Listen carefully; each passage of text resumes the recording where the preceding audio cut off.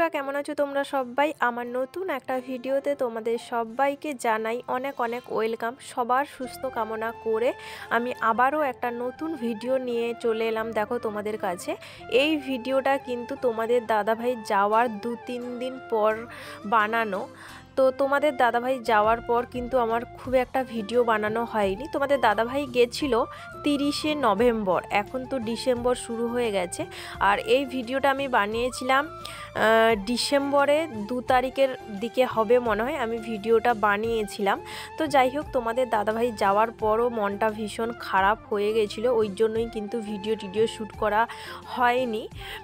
মনটা ভীষণ খারাপ করছিল, মানে যেহেতু তোমাদের দাদাভাইয়ের সাথে বেশ কয়েক মাস বা মানে 1 বছর 2 বছর বলো কোয়ার্টারে একসঙ্গে থাকা হয়ে গেল। খুব একটা কিন্তু মানে কোয়ার্টারে থাকার পর না নিজের প্রিয় মানুষটার সাথে থাকতে থাকতে একটা অভ্যেস হয়ে গেছে। কোথাও কিন্তু যেখানে যাই একসঙ্গে যাই, ছেড়ে থাকা হয়নি। তো নাইট ডিউটি যখন যায় তখন তো বুঝতেই পারছো, রাতে যায় আবার কিন্তু সকালে চলে আসে। এরকম যে একটানা 1 মাস ছেড়ে কিন্তু থাকেনি। আগে যখন বাড়িতে থাকতাম তখন চলে আসতো, যখন ডিউটিতে তখন তো আলাদা ব্যাপার। তো যাই হোক, এখন দেখো আমি আর একটা দিদিভাই এখন চলে এসেছি একটা ধাবাতে চিকেন কারি নিব বলে।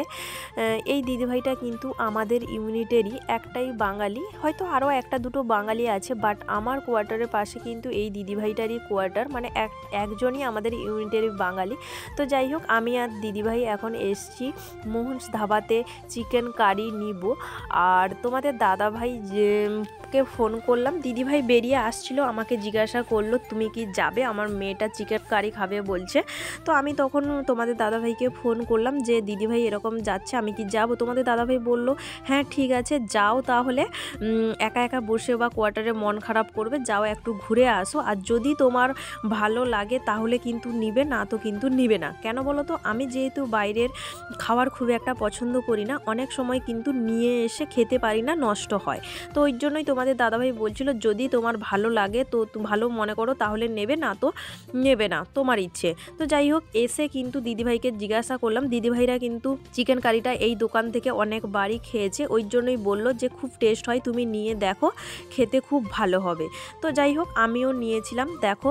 তারপরে চলে এসেছি এই যে দেখো ফুচকা খেতে, মানে মোহন ধাবা থেকে বেরিয়ে এখন এই যে দেখো ফুচকা খেতে এসেছি। এটাও এই কাছেই, মানে মোহনস ধাবা থেকে কিন্তু কাছেই, এই কাকুটার কাছে যে ফুচকা খেতে এসেছি না, এখানে সবার ফুচকার থেকে এই কাকুটার ফুচকাই কিন্তু আমার পছন্দ হয়। কেন বলো তো, আদার্স যে এখানে ফুচকার দোকানগুলো আছে না, মানে কি বলবো তোমাদের, 4-5 রকমের জলের আইটেম রাখে, কোনটা মিষ্টি জল, কোনটা আবার পুদিনি পাতার জল, তারপরে কোনটা আবার মানে কি বলবো কর্পূর না কি তুতে টুতে মিশিয়ে জল করে রাখে, তার ঠিক নাই।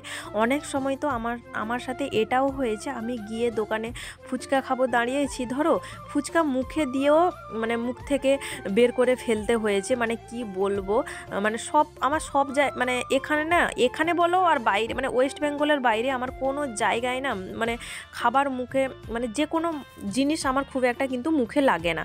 তো যাই হোক, সব দোকানে ওই জন্য আমি ফুচকাটাও পছন্দ করি না। 2-3টে দোকানে খাওয়া হয়ে গেছে, টেস্ট করা হয়ে গেছে, কোনো জায়গায় পছন্দ হয়নি।